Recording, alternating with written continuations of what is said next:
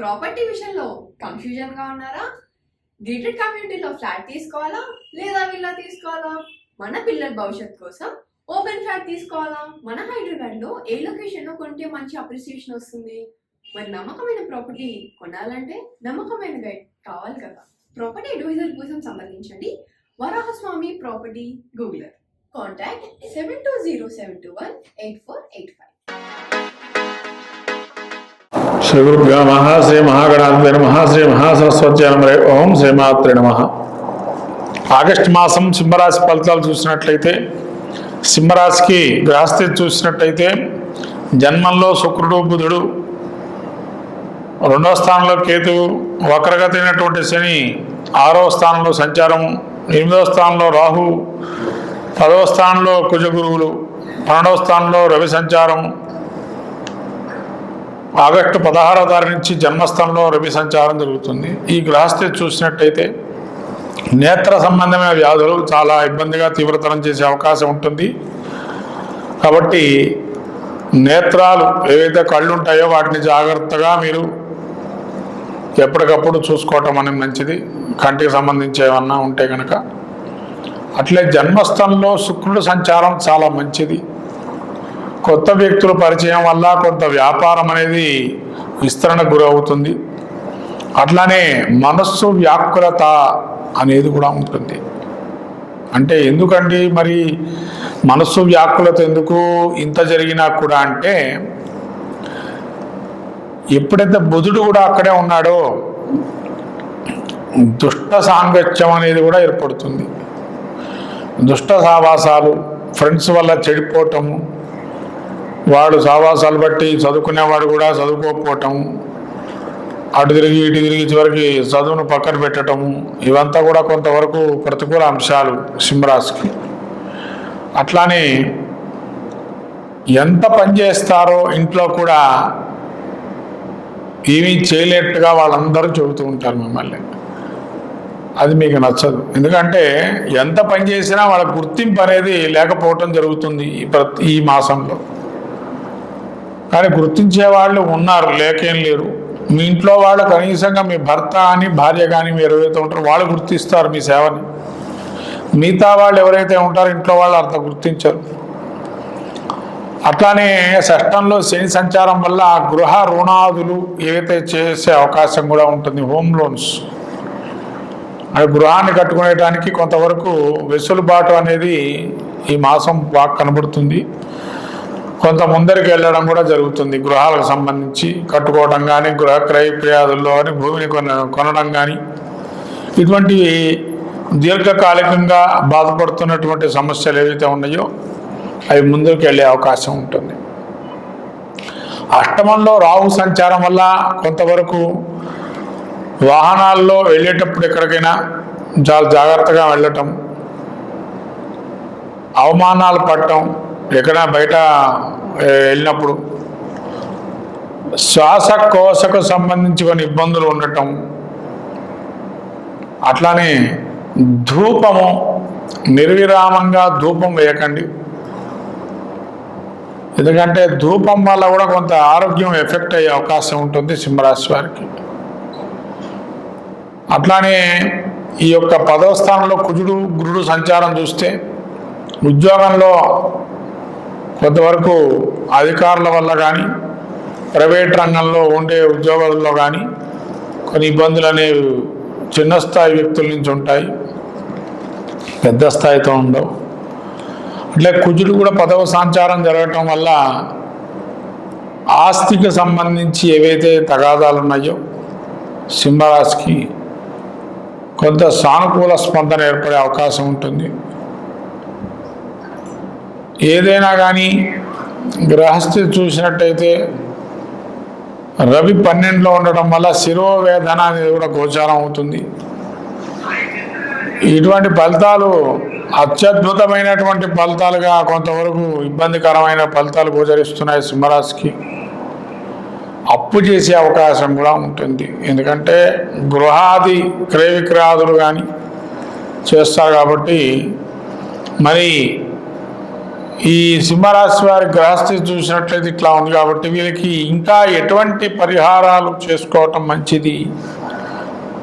అహంకార ధోరణి వదిలేయండి, దర్పం అనేది వదిలేయండి. అట్లానే దుష్ట సాంగత్యము, ఫ్రెండ్ సర్కిల్ని కొంతవరకు దూరం పెట్టండి. వాళ్ళ వల్ల కూడా కొంత ఇబ్బంది కలుగుతాయి. ఫ్రెండ్ సర్కిల్ని మాట వినండి, అంతవరకే. వింటున్నా అని చెప్పి ఊరుకోవాలంతే. పూర్తిగా వినటం లేదనుకున్న భావం తీసుకురావద్దు మళ్ళీ అక్కడ కూడా. ఎందుకంటే మనసు వ్యాకులత చెందుతుంటుంది. అరే వాడు చెప్పాడు మనం వినలేదే అని మనసులో కొంతవరకు ఆ స్థితి ఉంటుంది. కాబట్టి విన్నాము చేస్తాము అని చెప్పి అనాలి, కానీ విన్నాం కదా అయిపోయింది కదా అన్న ఆలోచనలో ఉండకూడదు. కాబట్టి ఏదైనా కానీ బంధువుల్లో కూడా వైరవర్గం అనేది పెరుగుతుంది, గుర్తింపు పొందడం అనేది కష్టంగా మారుతుంది. ఇవన్నీ చూసినట్టయితే నవగ్రహాలన్నిటికీ కూడా ప్రదక్షిణం చేయటం అనేది మంచిది. అట్లానే మీరు ముఖ్యంగా అమ్మవారి ఆరాధన చేయటం వల్ల కొంతవరకు మంచి ఫలితాలు వస్తాయి. ఏదైనా ఆదివారం రోజు అమ్మవారి గుడికి వెళ్ళి కుంకుమార్చన చేయించుకోండి, మంచి ఫలితాలు గోచరిస్తున్నాయి సింహరాశికి. ఇటువంటి సింహరాశికి ఈ నవగ్రహ ప్రదక్షిణ, అట్లానే ద్వితీయంలో కేతు సంచారం, కుటుంబాల్లో కూడా కలహాలు ఉంటాయి కాబట్టి గణపతి ఆరాధన అనేది చాలా విశేషంగా చెప్పబడింది. గణపతి దుర్గాదేవిని ఆరాధన చేయటం వల్ల మంచి సత్ఫలితాలు వస్తాయి ఈ యొక్క సింహరాశి వారికి ఈ ఆగస్టు మాసంలో కూడా. మంగళం. శ్రీ గురుభ్యో నమః. శ్రీ మహాగణాధిపతి నమః. శ్రీ మహాసరస్వత్యై నమః. ఓం శ్రీమాత్రే నమః. మకర రాశి ఫలితాలు చూసినట్టయితే ఆగస్టు మాసంలో మకర రాశికి గ్రహస్థితి చూసినట్టయితే జన్మంలో వక్రగతి అయినటువంటి శని కుంభ నుంచి వక్రగతి ఉన్నాడు. అట్లానే రాహు 3లో ఉన్నాడు. కుజుడు గురుడు పంచమ స్థానము, రవి సప్తమ స్థానంతో తదుపరి అష్టమ స్థానము, తర్వాత అష్టమ స్థానంలో బుధ శుక్రుడు కలయిక, 9వ స్థానంలో కేతువు. ఈ విధమైనటువంటి సంచారాన్ని చూసినట్టయితే మకర రాశికి జన్మస్థాన వక్రగతి అయిన శని బంధుమిత్ర పుత్రాదులతోనే విరోధాలు ఏర్పడే, తేజోహీనత, తలంచిన పనులన్నీ కూడా ఆటంకమనం ఏర్పడుట అనేది కలిగే అవకాశం ఉంది. శని అతిగా ఇబ్బంది పెడుతున్నాడు కొద్దిగా ఈ వక్రగతి వల్ల. కాబట్టి మకర రాశికి అట్లానే 3లో రాహు చాలా మంచిదైనటువంటి సూచన. ఈ 3లో రాహు ఉండటం వల్ల బంధుమిత్రాదులతో ఎవరైతే అన్నదమ్ములు అక్కజల్లుల వరుస ఉండేటువంటి వాళ్ళు ఎవరైతే ఉన్నారో వాళ్ళ వల్ల లాభం అనేది చేకూరే అవకాశం ఉంది.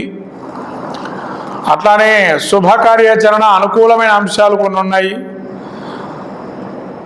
తర్వాత సహకరించే వాళ్ళు ఎక్కువగా ఉంటారు. ఎన్ని కష్టాలకు వచ్చినా నిలబడతారు. కష్టాలు ఎన్ని ఎదురైనా కూడా నిలబడడం అనేది మీ లక్షణంగా ఉంటుంది. కుజుడు గురుడు పంచమ స్థానంలో ఉండటం వల్ల, ముఖ్యంగా కుజుడు పంచమ స్థానంలో మీ పుత్రాదులతో విరోధాలు ఏర్పడే అవకాశం ఉంటుంది. పుత్రాదులు పుత్రికలతో మాకు అది ఇచ్చాడు, వాళ్ళకి ఇది ఇచ్చారు అనేది వాళ్ళు వీళ్ళు చూపించుకోవటం, అలా కొంత మనస్పర్ధలు ఏర్పడే అవకాశం ఉంటుంది. అట్లనే హృదయ తాపము, హృద్రోగము, అంటే వీరికి రోగ వృద్ధి అనేది కూడా కలిగే అవకాశం ఉంది. ఉండేటువంటి రోగాలు ఏవైతే ఉన్నాయో అవైనా కొద్ది వృద్ధి చెందే అవకాశం కూడా ఉంది. తర్వాత గురుడు పంచమ స్థానంలో సంచారంగా సత్కీర్తి అభివృద్ధిలో దూసుకెళ్లే అవకాశము. ఎవరేమన్నా కూడా భగవంతుడు నా యందే ఉన్నాడని తలించి ముందుకెళ్ళటం అనేది చాలా అనుకూలమైన అంశము. భగవంతుడు నా యందున్నాడు, అన్ని పనులు చేయిస్తున్నాడు, నేను ముందరకు వెళ్తున్నాను, అంతేగాని స్వతహాగా నేనేదో విరవీయటం లేదు అనే ఒక అంశంతో ఉంటారు. చాలా మంచిదైనటువంటి అది పదం.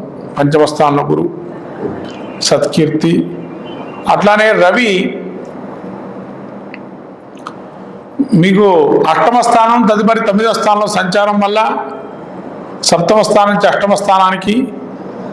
సూర్యుడు హృద్రోగము, హార్ట్కి సంబంధించి ఎన్లార్జ్మెంటు, ఫేస్ మార్కర్స్ పెట్టుకున్న వాళ్ళు, బైపాస్ సర్జరీ అయిన వాళ్ళు, వాళ్ళు అధికంగా మాట్లాడకండి. ఉద్వేగభరితమైనటువంటి వాతావరణాలు వస్తే మాత్రము కంట్రోల్ చేసుకోవాలి. ఉద్వేగానికి లోనై ఇబ్బందులు పడద్దు.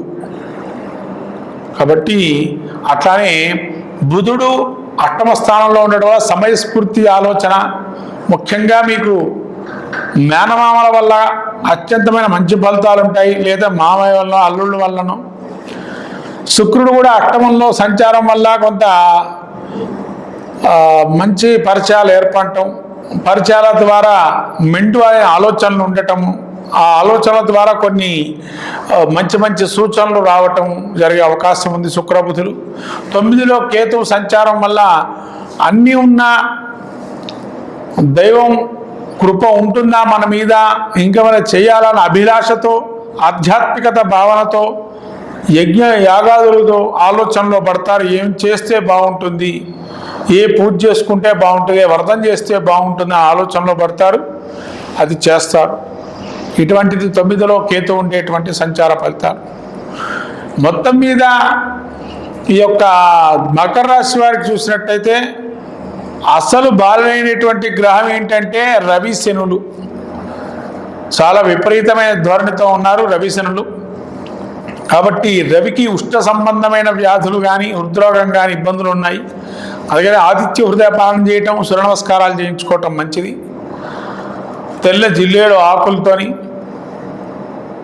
సూర్యుడికి అర్ఘ్యప్రదానం వదలటం, అట్లానే తెల్ల జిల్లేడు పూలతోని ఆదివారం శివుడికి పెట్టి ఆరాధన చేయటం మంచిది. అట్లానే శని బాధలు పోవటానికి కానీ శివారాధన, అభిషేకం అనేది మీ జన్మ నక్షత్రం రోజు కానీ, లేకపోతేనా ఒక మంచి అష్టమి తిథి కూడుకున్నటువంటి సోమవారం రోజు కానీ చేసినట్లయితే మంచిది.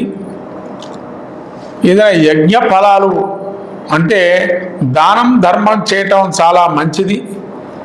అట్లాగే ముఖ్యంగా శనికి సంబంధించి ఆరాధన మెండుగా చేసుకోవటం ప్రదోష అభిషేకం అంటారు. ప్రదోష అభిషేకం చేయడం వల్ల చాలా మంచిదైనటువంటి సూచన. ప్రతి ఆదివారం కుక్కలకి మీకు శక్తి కొలది బిస్కెట్ అనో గారెలు కానీ వేస్తే కనుక కాలభైరవుడు అనుగ్రహం కలుగుతుంది. కాలభైరవ నక్షత్రంకి వెళ్ళడం చాలా మంచిదైనటువంటి సూచన. ఇవి దర్శనం చేసుకోవడం వల్ల మకర రాశి వారికి అద్భుత ఫలితాలు గోచరిస్తాయి. మంగళం.